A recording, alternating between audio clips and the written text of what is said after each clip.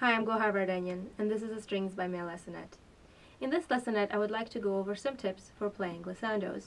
Now, glissando is exactly what you would imagine it to be. It's when you play one note, and instead of plucking the next note, you glide to it with your left hand. And most often than not, you do not end up restriking with your right hand. A glissando can be as short as 1 fret, or as long as almost the entire length of the neck. That really depends on the music you're playing. Now, some tips for playing glissando. First, you need to make sure that you know exactly when the glissando ends. So, for example, if I play a B and I know that the ending of the glissando is a D on the 3rd string, I need to make sure that as I'm plucking that first note, I'm actually looking at the arrival point of the glissando note. So as I'm playing this, my eyes are actually on the 7th fret. That way I know exactly when to stop. And of course you will have to train your left hand to stop when you tell it to. The next step is to know how much to press with the left hand. Now, if you don't press enough, you will not get the sound of the arrival point.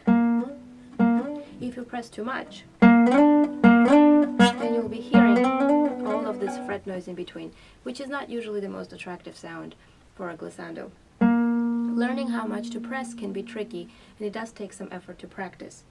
What you end up doing, you hold on to the note and you have to quickly travel to the arrival point by lightening your touch in the long distance part and pressing it towards the end, close to your arrival point. So you end up avoiding all of this, but you end up pressing right to the end so you can actually hear that arrival point and don't end up going into a silence.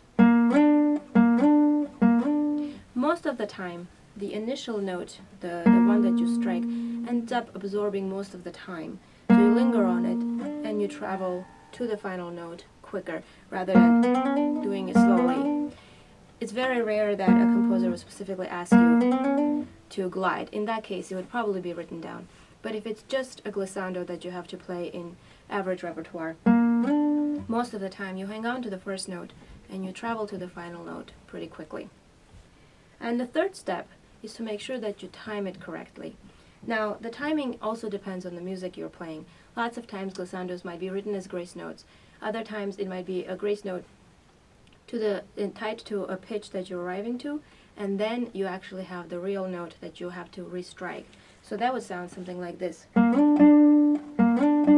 So you can hear, so one of the first notes is a D that I just played as part of the glissando, and then you restrike.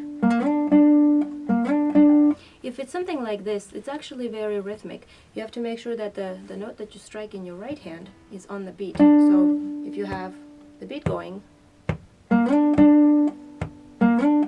that means that you have to arrive on that glissando note a little bit earlier than the beat, so that when you strike the beat, it falls on it.